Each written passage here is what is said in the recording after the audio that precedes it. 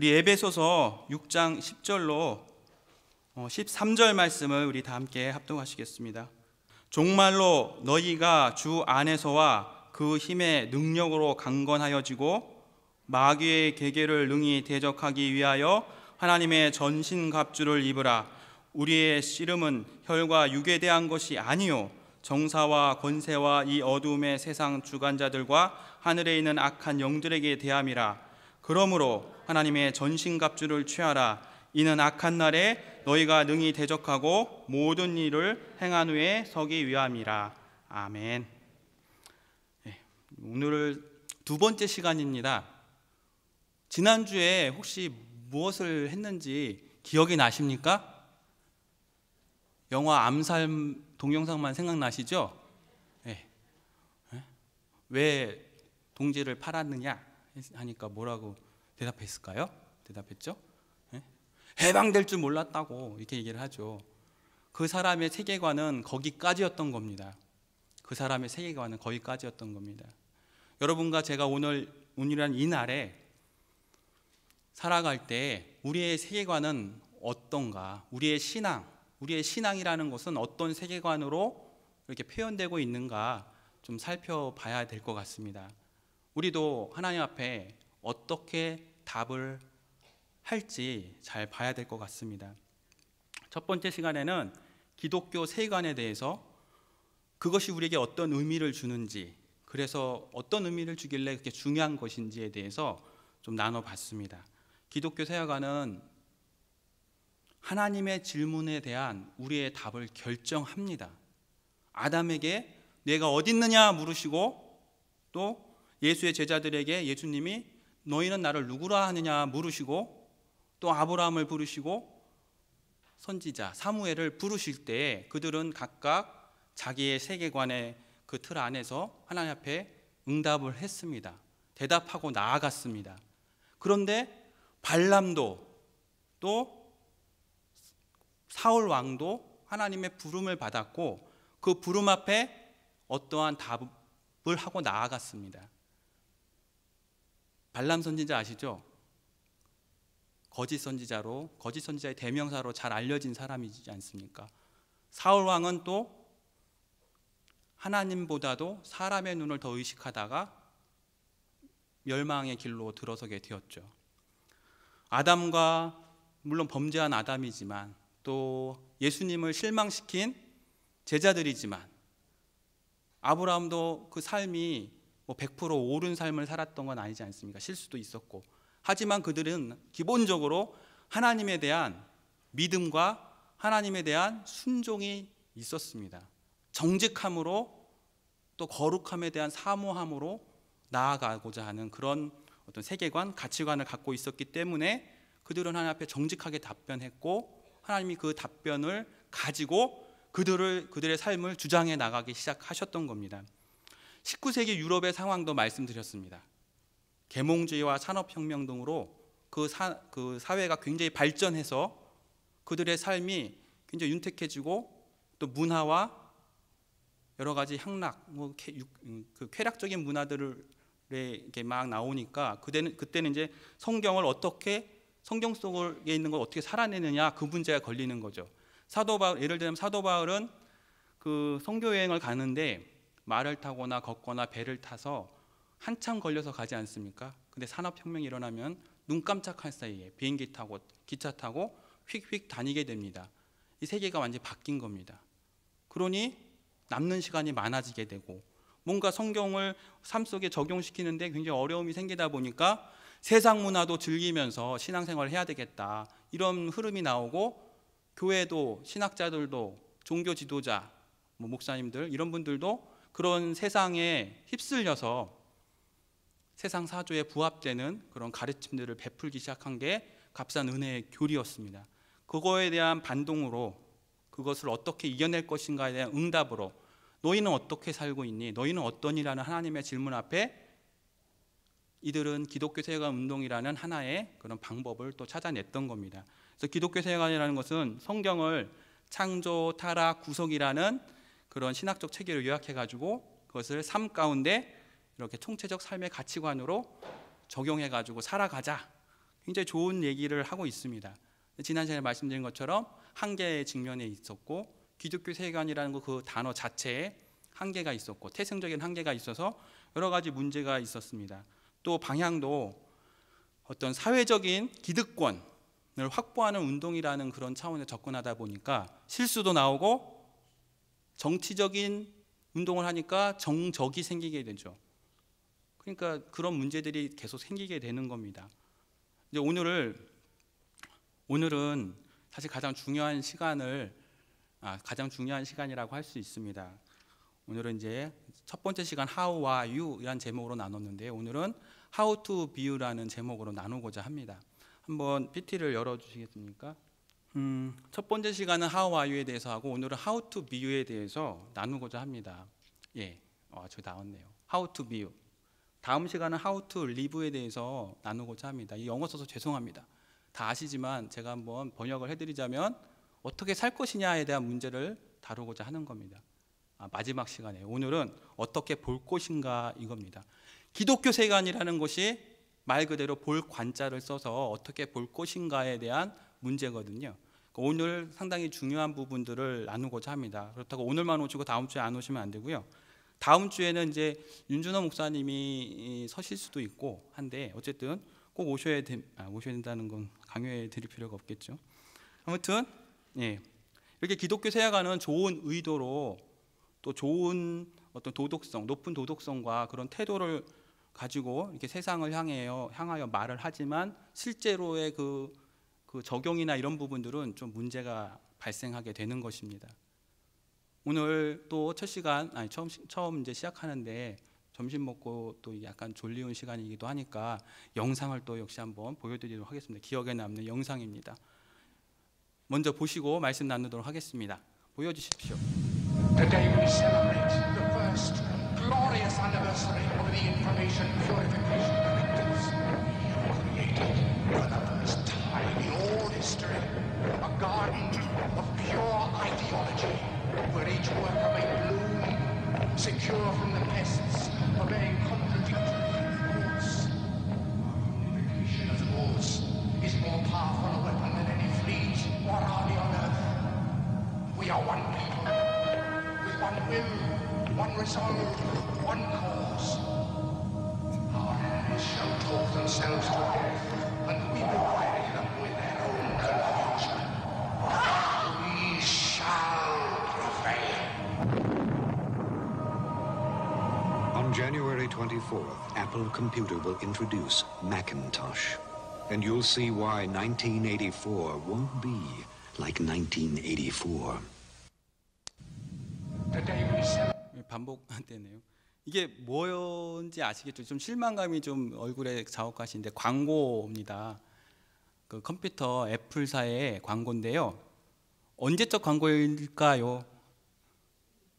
1984년도 광고입니다.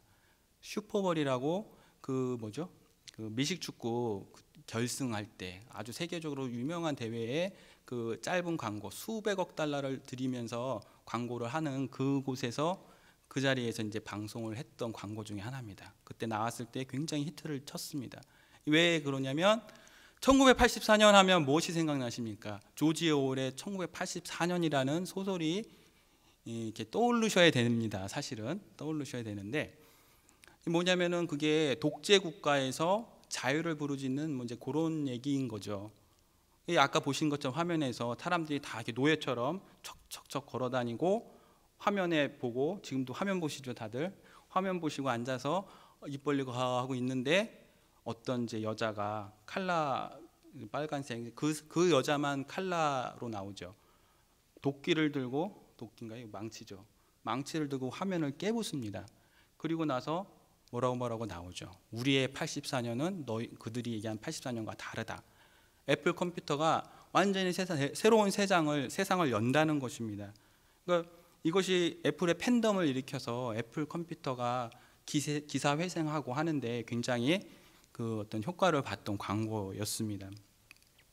근데 이 개성과 자유를 강조하는 그런 광고임에도 불구하고 애플 컴퓨터 자체는 굉장히 폐쇄성입니다. 폐쇄성을 갖고 있습니다. 호환이 잘 안 되고 이거 너무 전문적으로 나가나요? 컴퓨터에 대해서? 아실 분은 다 아시겠죠. 애플은 호환성이 떨어져서 자기네 회사 제품에서만 사용이 됩니다. 그런 회사인데도 광고는 저렇게 한 거죠.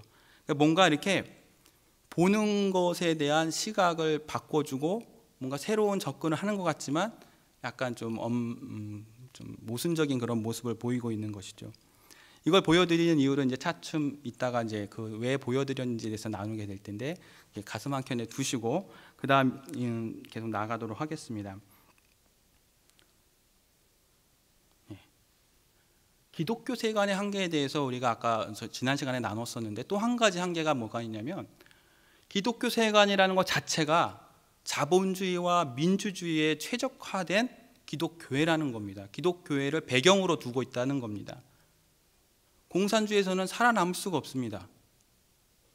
기본적으로 정말 살 수가 없죠.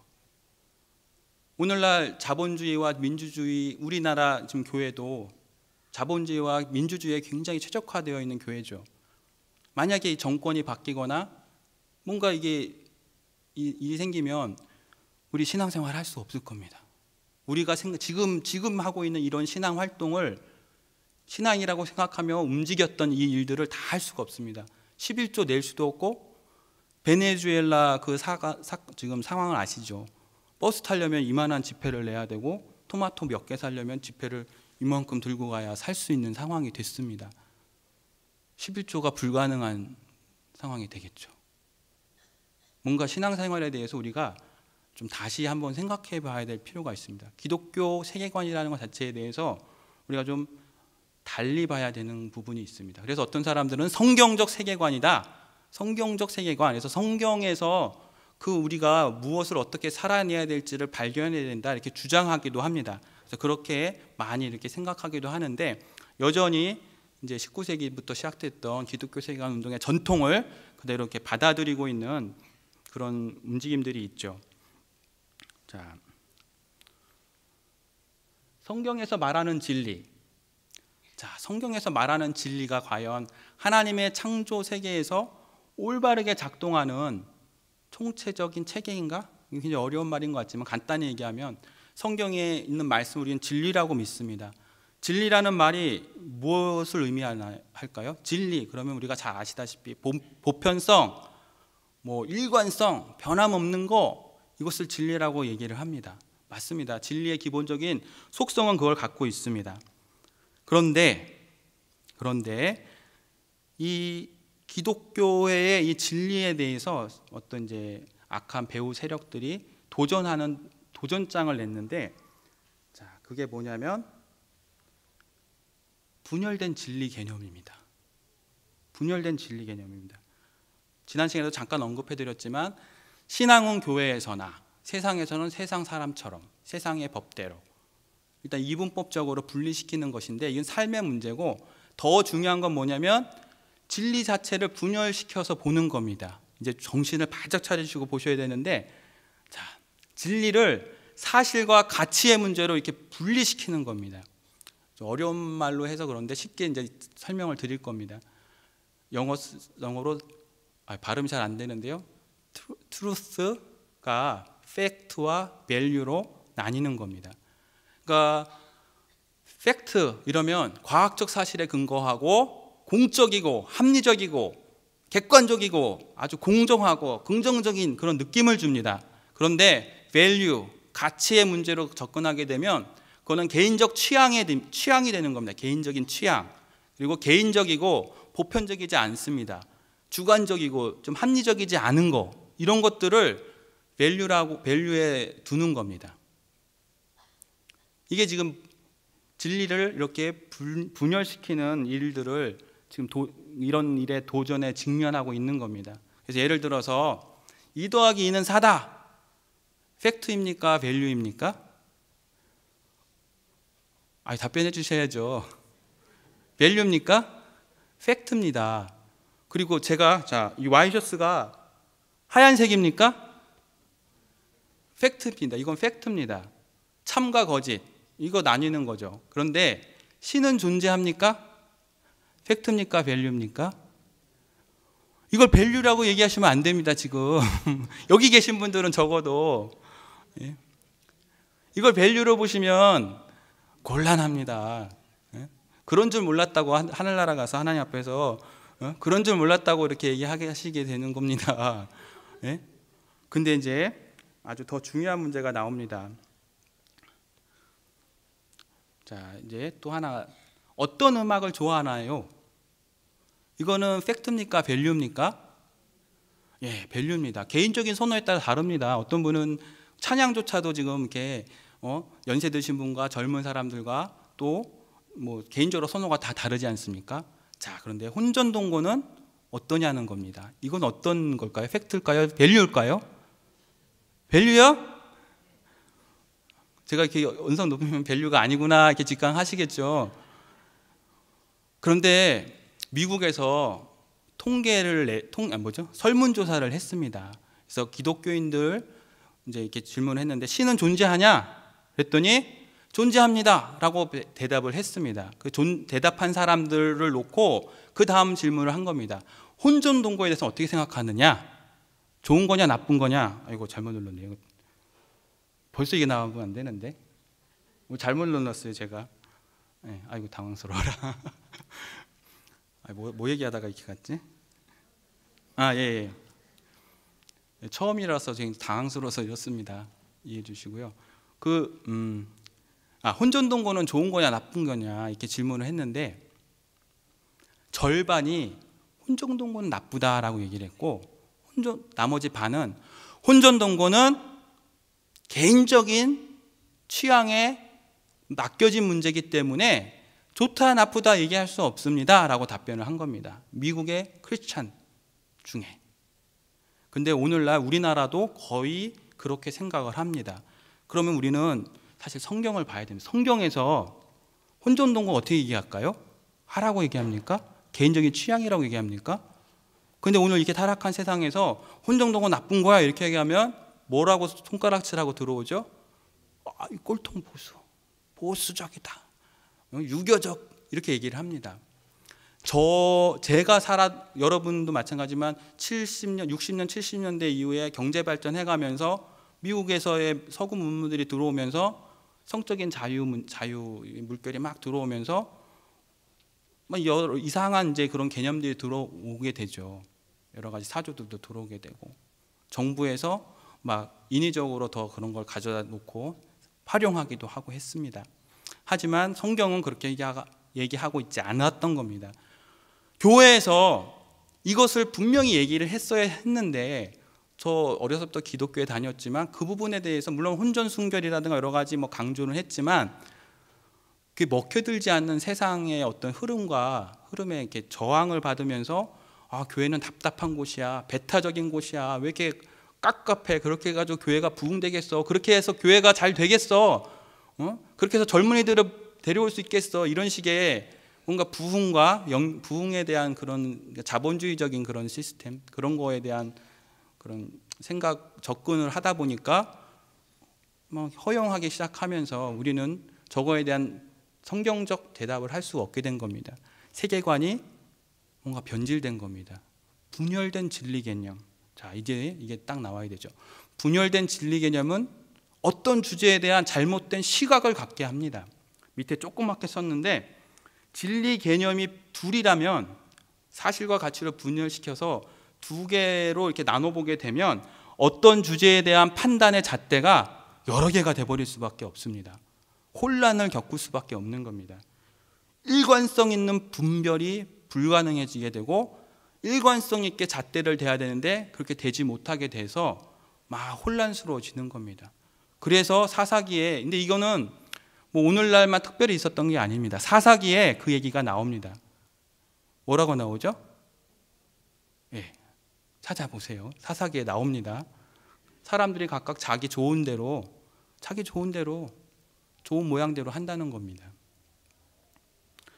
분열된 진리 개념은 어떤 주제에 대한 잘못된 시각을 갖게 합니다. 그래서 우리가 꿰뚫어 봐야 될 부분이 뭐냐면 신은 존재한다? 자, 그러면 혼전동거는 나쁘다라고 가야 됩니다. 그런데 혼전동거를 나쁘게만 볼 수는 없다. 그건 개인적인 취향의 문제이기 때문에 혼종동거 좋다 나쁘다라고 판단하는 것은 우리가 할 일이 아니다. 이렇게 되는 답이 굉장히 세련되고 사람들에게 이렇게 먹혀들고 참 개방적이고 아주 세련되고 젠틀한데 이렇게 얘기할 수 있지만 이런 혼란한 상황 가운데 저 조그맣게 잘 안 보이는 것이 뭐라고 써 있을까요? 신은 존재하거나 말거나 이게 되는 거예요. 은연중에 우리에게 이렇게 입력되는 게 뭐냐면 신은 존재하거나 말거나 이게 은연중에 들어오는 겁니다. 하나님에 대한 잘못된 시각, 하나님에 대한 오해, 하나님에 대한 심지어 원망까지도 가게 됩니다. 이것을 목표로 한 겁니다. 사실은 기독교 세관 운동에 대한 도전이 이제 오게 되는, 기독교 세관이 사실은 그 논리 정연한 접근이 굉장히 좀 세련된 부분도 있고 그 시대의 젊은이들에게 먹혀드는 부분도 있었는데 이런 도전 앞에서 사실은 거의 속수무책이라고 볼 수밖에 없는 상황에 직면하게 됩니다. 여러분들이 열매입니다. 저도 그렇고 우리가 지금 뭔가 이렇게 혼란되고 뭔가 이렇게 복잡한 이 시대에 정확한 진리의 말씀을 선포하지 못하는 그러한 상태가 요 도전에 직면하여서 이겨내느냐 마느냐의 문제에서 우리가 어떤 결과물을 얻었느냐는 거죠. 사실 이게 굉장히 중요한 문제일 수 있는 거죠. 나아가서 분열된 진리 개념은 우리로 하여금 하나님 말씀에 대한 이중적 태도를 용납하게 만듭니다. 이거를 제가 음란 두 마음 이렇게 썼는데 연상이 되시죠? 하나님 말씀에 대한 두 마음, 이중적인 태도는 하나님께서 뭐라고 그러시냐면 음란하다, 두 마음 품은 자 이렇게 딱 판단하십니다. 하나님 말씀에 대한 이중적 태도. 그러니까 신은 존재하다, 하나님이 살아계시다. 그런데 혼종동거는 뭐 개인적인 취향이다, 좋다 나쁘다 우리가 말할 수 없다, 이렇게 하는 것은 이중적 태도를 보이는 겁니다. 하나님 말씀에 대해서. 그것을 하나님은 음란하다 보시는 거고, 그래서 이 시대에 말세가 음란이 가장 큰 우리의 싸움의 대상이 되는 것입니다. 그 성적으로 막 이렇게 막 옷 벗고 막 이게 문제가 아니라 그거는 드러난 것이고 사실상 우리 안에 이미 그 음란이라는 것이 들어와 있는 겁니다. 그 야한 거 보는 게 음란이 아니라 두 마음 갖고 있는 거, 하나님 말씀에 대해서 이중적 태도를 갖고 있는 것이 음란인 겁니다. 그러다 보니까 기독교회가 세상의 그런 문화에 대해, 타락한 문화에 대해서 바른 소리를 못하는 겁니다. 동성애자들 지금 막 퀴어 축제하죠. 거기에 교회가 뭐라고 큰 소리로 준엄하게 말할 수가 없는 겁니다. 왜? 교회가 이미 두 마음 갖고 이중적 태도를 갖고 있는 걸요. 퀴어 축제하는 사람들은 지금 그 배우의 그 사단들이 얼마나 낄낄거리며 조소하며 그 교회를 무능하고 무력한 교회를 손가락질하며 막 이러면서 막 조소하는 그 소리가 들리지 않습니까? 그 앞에서 막 기도하고 방언하고 막 계란 던지고 뭐 던지고 하는데 그게 옳아 보이십니까? 그게 좋은 모습으로 그려집니까? 이미 언론조차도 그것을 어떻게 프레임으로 만들어 놓습니까? 교회는 답답하다, 꼴통이다, 보수다, 말이 안 통한다, 이렇게 그려지죠. 날이 가면 갈수록 더 그렇게 될 것입니다. 근데 그 근본적인 문제가 여기에 있는 겁니다. 아주 기본인 겁니다. 하나님 앞에 우리가 다시 돌이켜야 되고 돌아봐야 되는 겁니다. 제가 이제 요거 하나 말씀을 드리겠습니다. 사사기 19장 우리 한번 보실까요? 사사기 19장의 말씀을 좀 한번 열어보시기 바랍니다.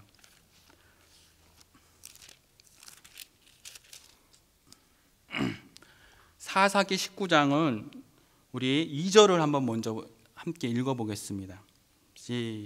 찾아 아직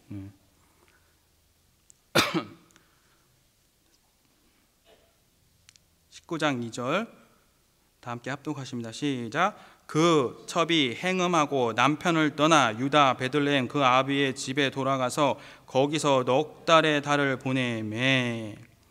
그 다음에 무슨 얘기가 나오냐면 그 레위인이 그 첩을 다시 데리러 갑니다. 그 장인 어른 댁 같은 곳이죠. 거기서 유숙하고 그 장인은 첩장인이라고 얘기를 하죠. 안 보내려고 며칠 더 유예라 하는데 결국 그 밤에 돌아갑니다. 돌아가다가 밤이 너무 늦으니까 어느 곳에 들어가려고 하는데, 줄거리를 짧게 요약하자면 같은 이스라엘 족속의 마을로 가기 전에 가까운 곳에 가자 했는데, 거기는 이제 타민족이기 때문에 우리 족속인 대로 가자 해서 간 곳이 베냐민 지파였죠. 베냐민 지파에 들어갔는데 거기서 이제 난동이 난 거죠. 난리가 난 겁니다. 그때 자 25절, 26절 너무 잔인한 얘기인데 26절 제가 읽어드립니다. 동틀 때 여인이 그 주인의 우고한 그 사람의 집 문에 이르러 엎드려져 발기까지 거기 누웠더라. 그의 주인이 일찍 일어나 집 문을 열고 떠나고자 하더니 그 여인이 집 문에 엎드려지고 그 두 손은 문지방에 있는 것을 보고, 이렇게 얘기를 합니다. 밤새도록 윤관당하고 고통당하다가 죽은 거죠. 근데 이 구절을 가만히 두시고 우리 창세기를 가보겠습니다. 창세기 4장의 7절을 우리 큰 소리로 합독하시겠습니다. 4장 7절이요. 창세기 4장 7절입니다.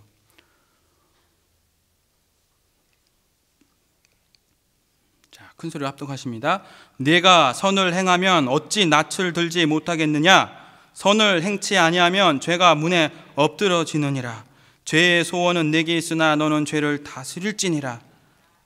여기서 요 앞에 사사기 내용하고 아까 읽어드린 데하고 요 사장하고 비슷하게 연결되는 데가 뭐죠? 죄가 문에 엎드러지느니라, 이 구절이 나옵니다. 사실상 행음이라는 단어가 나옵니다. 율법으로 보면 행음을 하면 바로 돌로 쳐 죽여야 되거든요.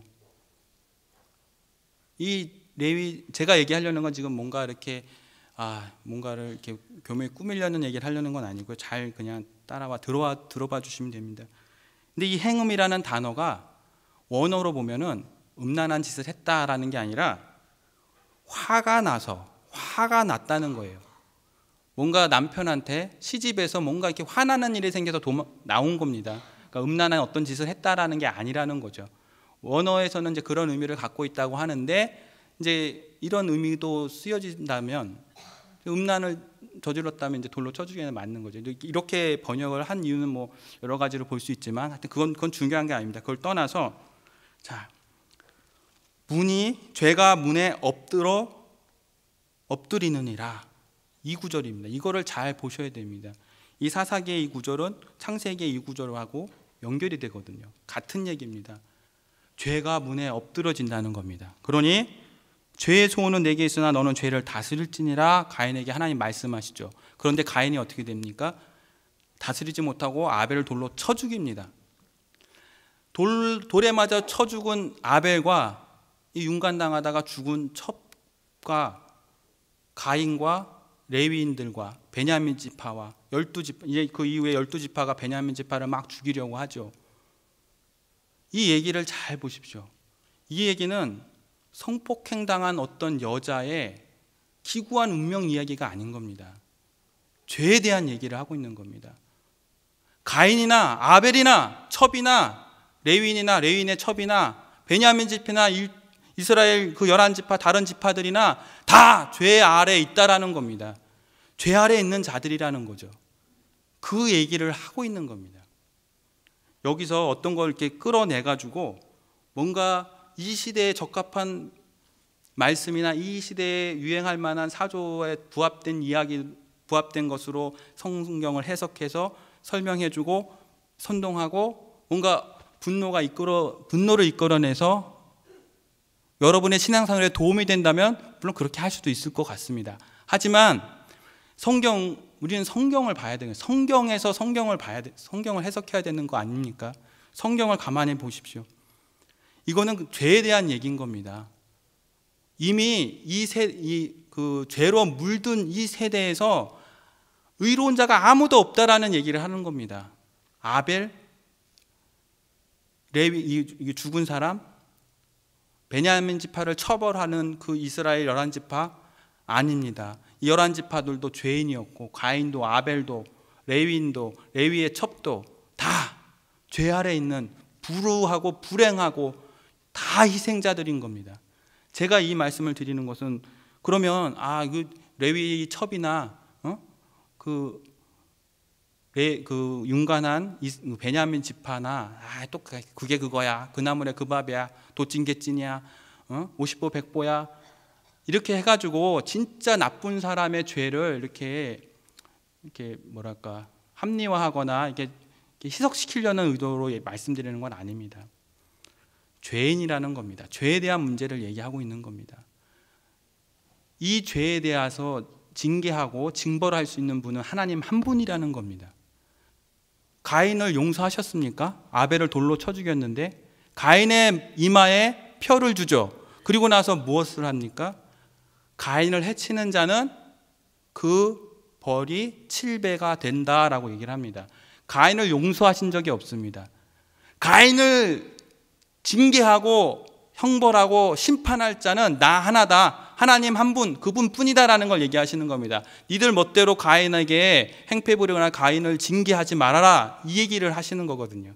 그리고 베냐민 지파, 그 나쁜 짓을 한 이 베냐민 지파를 치러 이스라엘 다른 지파가 다 몰려왔는데 이겼습니까? 2번이나 다 졌습니다. 마찬가지 말씀을 하고 계신 겁니다. 죄를 정죄하고 죄값을 치르게 하실 수 있는 분은 하나님 한 분이시라는 겁니다. 하나님 한 분만이 그것이 가능하다는 겁니다.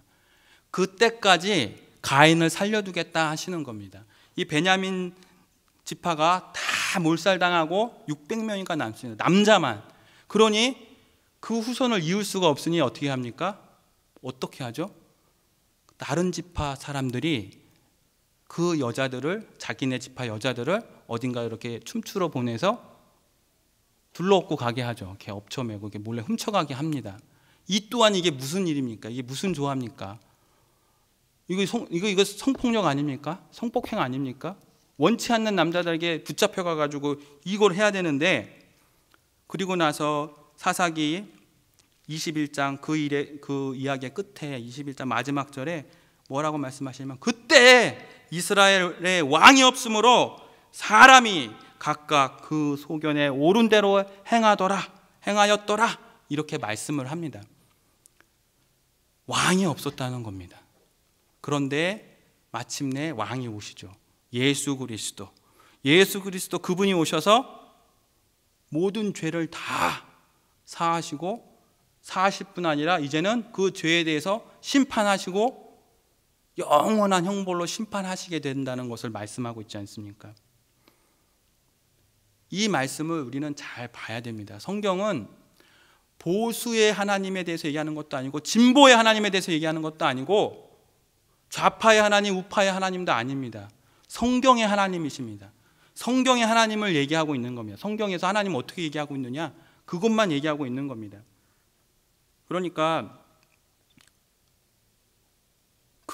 이 이야기에서 힘없이 성폭행당하여 죽게 된 여인의 기구한 운명에 호소하여 오늘날 이 시대에 미투 운동이 막 일어나는 이 시대에 이것을 적용해서 가뜩이나 불안한 우리들에게 뭔가 선동하고 분노를 일으켜서, 여러분 분노심이 일어날 겁니다. 불의에 대해서. 그걸 어디에 쏟아붓습니까?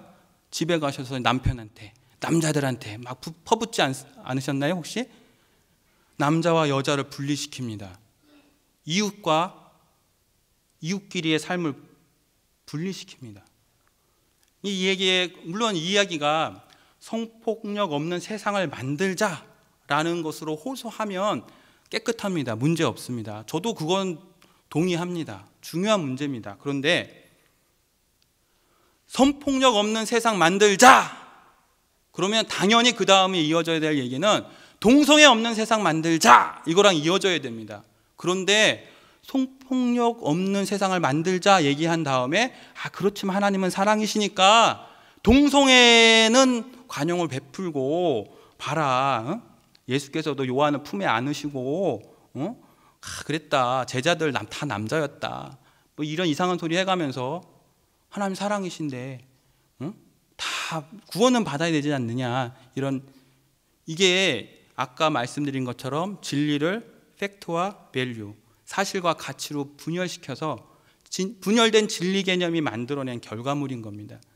여러분은 성폭력 없는 세상 만들자. 아멘. 옳소. 좋습니다. 그 다음에 동성애 없는 세상 만들자. 옳습니다. 좋습니다. 아멘입니다. 이렇게 나가야 됩니다. 동성애는 그거는 받아들여야 돼. 그거는 동성애들 불쌍하잖아. 이거 아닙니다. 죄값을 치르는 것이 하나님의 사랑입니다. 죄값을 치르게 하시는 것은 하나님의 사랑인 겁니다. 하나님의 사랑은 죄져도 용서, 누구 죽여도 용서, 나쁜 짓 해도 용서. 하나님 사랑이시다. 그거 엉터리입니다. 그건 엉터리인 겁니다. 우리의 받은 은혜의 가치는 하나님의 그 공의, 하나님의 공의, 분명한 하나님의 말씀에 근거한 은혜이지 누구 좋아라 다 좋자 이게 아닌 겁니다. 우리는 이것을 분명히 하셔야 됩니다. 이거에 기독교 세계관에서 얘기하고 있는 거죠. 자기가 속해 있는, 우리가 주의해야 될 것은 자기가 속해 있는 세상 문화에 적합한 또 유행하는 그런 그 사조에 따라서 성경을 해석하고 성경에 대한 해석한 내용들을 이렇게 나누고 하는 일들을 주의하셔야 됩니다. 좀 이따 말씀드리겠지만 우리는 하나님에 의한, 하나님을 위한 우리가 가지고 있어야 될 세계관은 이 세 가지에 딱 근거를 해야 됩니다. 유명한 미국의 어떤 대통령이 얘기한 거지만 하나님에 의한, 하나님을 위한, 오로지 거기에 초점을 맞추고 성경을 읽어내야 되고 성경에서 우리가 믿음을 얻어내야 되고 성경에서 확인하셔야 되는 겁니다. 그 말씀대로 또한 살아가야 되는 겁니다. 하나님에 의한, 하나님을 위한 우리의 삶을 살아내기 위한 접근이 바로 우리가 연구하고 우리가 궁구하고 성경을 읽어나가면서 신앙 가운데 우리가 생각해야 될 부분인 겁니다. 그러면 우리가 좀 생각해 봐야 될 게 우리 신앙의 결국이라는 거, 우리 신앙이 마침내 이루어내야 될 목적은 성경적 가치를 모든 삶에서 구현하는 것에 있습니다. 성경에 있는 가치, 성경적 가치, 성경 말씀 안에서 이루어진 모든 일들에 대해서 우리의 삶 가운데 어떻게 구현해낼 것인가. 2000년 전의 말씀인데 그 시대의 문화적 배경이나 시대적 배경과 오늘 우리랑 다른데 어떻게 하느냐. 그래서 성경을 읽고 성령을 의지하는 겁니다. 성령을 의지하는 겁니다. 성령을 보내주신 이유가 있습니다. 이것을 분명히 알아내야 됩니다. 예수님이 육체로 오신 이유가 거기에 있거든요. 예수님이 뭐하러 육체로 입고 오십니까? 우리의 삶 가운데 하나님의 말씀을 이루어내고 그렇게 살 수 있다는 걸 보여주시기 위해서 육체로 오신 거거든요.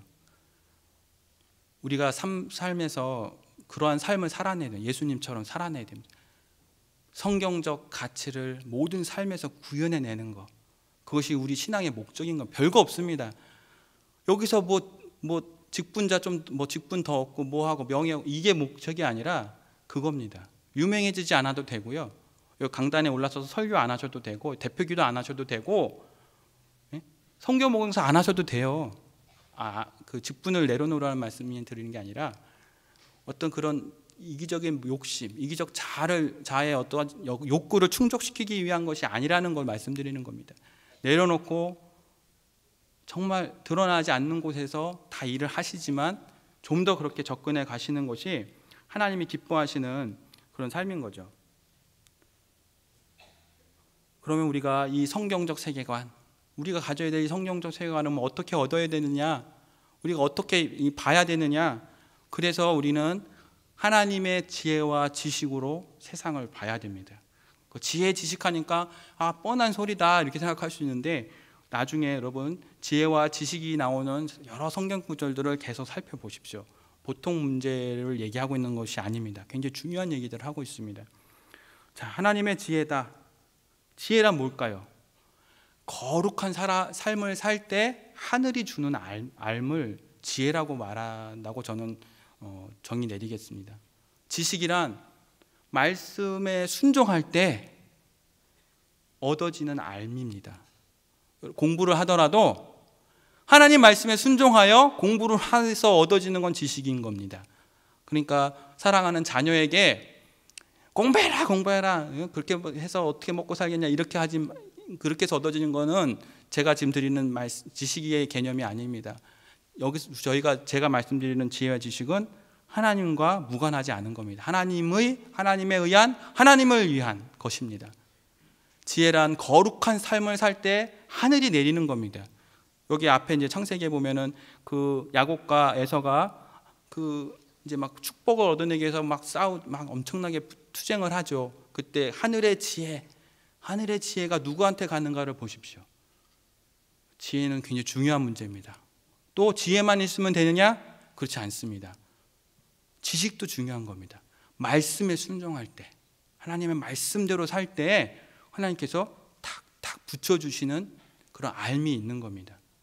그러니 학생들 정말 이런 부분들을 좀 많이 얘기하고 싶고 나누고 싶은데 굉장히 중요한 얘기인 거죠. 여러분도 자녀들에게 손녀들에게 얘기할 때 기도할 때 구체적으로 이런 걸 놓고 기도하실 수 있는 겁니다.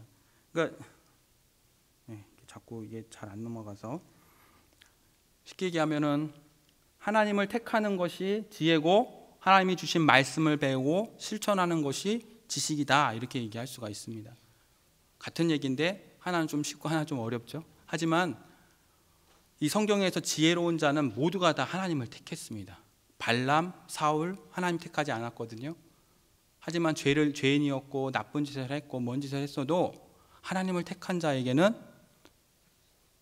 지혜로운 자다운 삶을 삽니다. 결국에는 여러분과 제가 여기서 하나 중요한 것을 얻을 수가 있겠죠. 정말 하나님을 택하는 그런 삶을 살아야 되는 겁니다. 그러니 지혜와 지식으로 세계를 보고 이 세상을 보면 어떻게 살아가야 되고 또 어떻게 말해야 될지를 우리는 알 수 있게 됩니다. 여러분 말씀은 성경을 몇백 독하고 몇십 독 몇백 독 해도 안 되는 것이 있거든요. 뭐냐? 지혜와 지식이 없으면, 특히 하나님의 지혜가 없으면 아무것도 이루는 일이 없게 됩니다. 자, 우리 다니엘의 얘기를 잠깐 나누려고 하는데요. 시간이 지금 언제 끝내야 되는지 잘 모르겠는데 빨리 끝내야 되겠죠? 다니엘의 지혜와 지식. 다니엘은 하나님을 택했습니다. 그리고 거룩을 실천했습니다. 근데 다니엘에 대해서 우리가 좀 잘 생각해야 될 게 뭐냐면 다니엘이 그 제사를 드린 음식을 안 먹는 것으로 자신의 거룩함을 구별했는데 과연 율법에서 하나님이 그 제사 드린 음식을 먹지 말라고 명령했느냐 이 문제가 있거든요. 그리고 이 문제는 나중에 신약 시대에 사울이 이방인들과 여러 이제 교제하는 가운데서도 나오는 문제입니다. 우리가 여기서 제사 드린 음식 먹으면 안 돼. 먹으면 안 돼. 먹어도 돼. 이 논쟁에서 중요한 게 뭐였냐면 먹지 않는 게 좋은 겁니까? 먹는 게 좋은 겁니까? 사울이 뭐라고 얘기했죠? 먹을 수도 있고 안 먹을 수도 있다고 얘기했어요. 그 중요한 게 아니라고 얘기를 했거든요. 핵심은 뭐냐? 하나님을 택했느냐, 또 거룩함을 실천했느냐, 거기에 있는 겁니다. 그것을 하나님이 받으신 겁니다. 우상에게 바친 제물의 문제, 이 문제에 있어서 우리가 간과하기 쉬운 게 뭐냐면 하나님이 금하신 것과 내가 싫은 것을 구별하는 겁니다. 내가 싫더라도 하나님이 하라 하시면 해야 되고, 내가 좋아해도 하나님이 금하신 것은 금하지 않아야 되는 게 관건인 겁니다. 가장 중요한 게 거기에 있습니다. 이것을 혼동해서 내가 싫은데 그걸 가지고 하나님이 이거 금했어 이렇게 가지고 나가면 그게 율법주의고 사람을 지배하려는 탐욕에 의해서 나오는 건 권력욕에 의한 겁니다. 그러니 여러분도 저도 이 부분에 굉장히 주의를 해야 됩니다. 하나님이 금하신 것과 내가 싫어하는 것을 잘 구분해야 되는 겁니다. 이게 바로 신앙에서 굉장히 중요한 부분인 거죠. 또 거룩에 대해서 우리가 잘 생각해야 될 게, 교회에서 살면 거룩하고 세상에 살면 거룩하지 않느냐, 이 문제는 성직자와 성직자 아닌 사람과의 문제, 평신도와의 문제. 그러면 누가 성직이냐? 교회에서 이렇게 설교하고 뭔가 주일날만 바쁜 사람이 성직이냐, 성직자냐? 아니라는 겁니다. 교회에서 안 살아도 거룩한 겁니다. 거룩은 내가 구별하는 게 아닙니다. 내가 구별하여서 나는 거룩하게 살 거야 하고 신학교 가고, 나는 거룩하게 살 거야 하고 전도사 되고, 나는 거룩하게 살 거야 하고 목사 안수 받고 목사 되고 이런 게 아닌 겁니다. 장로 되고 안수집사 되는 게 아닌 겁니다. 하나님으로부터 구별되는 것이 거룩인 겁니다. 그러니 하나님의 지혜, 하나님의 말씀대로 순종할 때, 거룩할 때 하늘로부터 얻어지는 암, 하나님이 알려주시는 거, 그것이 거룩하게 살 수 있는 방법인 겁니다. 똑같이 11조를 하고 똑같이 주의 말씀을 선포를 해도 어떤 사람은 거룩하다 하나님 판단하시지만 어떤 사람은 거룩하지 않다라고 하나님 판단하실 수 있는 겁니다. 하나님의 주권이 있으시거든요. 여러분의 삶도 마찬가지입니다. 똑같은 예배를 드리고 똑같은 시간에 기도하고 찬양을 올려도 하나님이 기뻐 흠양하시는 기도와 또 하나님이 기뻐지 않으시는 기도로 나뉠 수 있는 겁니다. 우리가 이 부분을 잘 생각을 하셔야 됩니다. 또 한 가지, 이거는 이제 어떻게 볼 것인가에 관련해서 여러분이 어떻게 좀 생각할 수 있는 그런 팁을 좀 드리는 건데요. 당장 싸워야 할 전투가 있고 나중에 싸워야 할 전투가 있는 겁니다. 포기할 것이 있고 포기할 것은 포기하고 순종할 것은 순종해야 되는 그런 때가 있습니다. 다니엘은 그것을 한 사람입니다. 이 시대가 다니엘이 살던 시대와 비슷하다고 볼 수가 있습니다. 굉장히 혼란하고 혼탁한 세대요. 우리가 주의 일에 충성된 자와 또 먹고 살고 여러 가지 세상 일에 충성된 그 모든 일들 가운데 다니엘과 같은 갈등 상황이 오거든요. 근데 다니엘은 어떤 사람이었냐면 나라가 3번 바뀌었습니다. 또 왕이 4번 바뀌었습니다. 근데 계속해서 총리직을 합니다. 총리 대신직을 합니다. 오늘날 우리나라도 정권이 바뀌면 막 감옥 가고 막 다 완전히 숙청이란 단어가 좀 그런데 확 날아가지 않습니까? 근데 3개의 제국에서도 살아남았고 4명의 황제, 왕 아래에서도 살아났던 사람입니다. 왜? 하나님으로부터 구별됐기 때문입니다. 내가 구별한 게 아니라 하나님으로부터 구별됨을 얻었기 때문에 그가 그렇게 살아갔던 겁니다. 제가 말씀드려야 될 것은 뭐냐면 결론은 이겁니다. 아는 바에 거하려고 힘쓰신 겁니다. 깨달은 바에 순종하고 잘못 안 것이 있으면 회개하면 됩니다. 돌이키면 됩니다. 단순한 겁니다. 누구 손가락 할 것도 없고 누구 눈치 볼 것도 없고 아는 바에 거하려고 힘쓰는 것이고, 혹시 알아서 열심히 했는데 잘못됐으면 돌이키면 됩니다. 깨닫게 하시는 분도 하나님이시거든요. 핵심은 그겁니다. 하나님의 지혜와 지식으로 하나님을 택하는 것이 지혜다. 나는 하여튼 무슨 일이 있더라도 나는 하나님을 택할 거라는 아주 진념 어린 주먹짐이 있어야 되는 겁니다. 하나님을 택하리라. 우리 2번만 한번 큰 소리로 고백해 보겠습니다. 하나님을 택하리라. 시작. 하나님을 택하리라. 하나님을 택하리라. 아멘. 정말 그렇게 살아야 되고 또 말씀에 순종하여서 실천해 나갈 때에 얻어지는 알을 갖고 또 부지런히 살아가셔야 됩니다. 자, 우리 찬송을 하며 우리 마치려고 하는데요. 이 찬송은 좀 어렵습니다. 어려운 찬송인 걸 압니다만 찬송의 어려움은 부르지 않으셔도 됩니다. 다만 이 가사를 잘 생각해 보시고 그 시간에 부르짖어 기도하시면 됩니다. 주님은 신실하고 항상 거기 계시네. 주 사랑을 뭐라 할까? 주 사랑, 내 생명보다 귀하고 파도보다 강한 그 사랑, 그 사랑은 영원합니다. 주님 사랑 참으로 신실합니다. 하나님의 사랑을 고백하고 그 신실하심을 높이십시오. 기도하십시오. 이 찬양 가운데 여러분의 기도를 올려드리십시오. 하나님 앞에 여러분의 찬양을 올려드리십시오. 여러분의 기도를 올려드리십시오. 하나님 받으시도록 하나님이 그러한 자들에게 지혜를 주시고 또 하나님의 지식으로 다스려 주실 것입니다. 하나님의 말씀에 순종하고 그 말씀대로 살려고 사모하는 심령으로 우리 이 시간 이 찬양을 하나님께 올려드리도록 하겠습니다.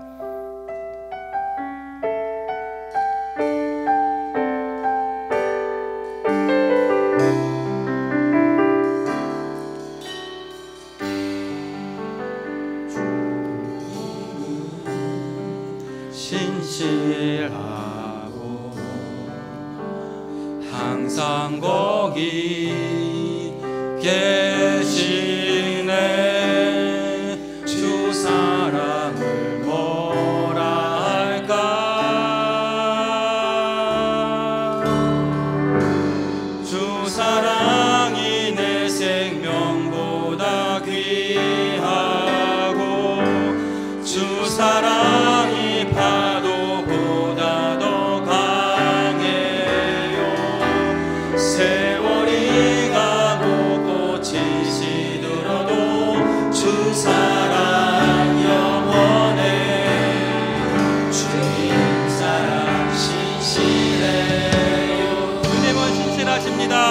주님은 신실하십니다.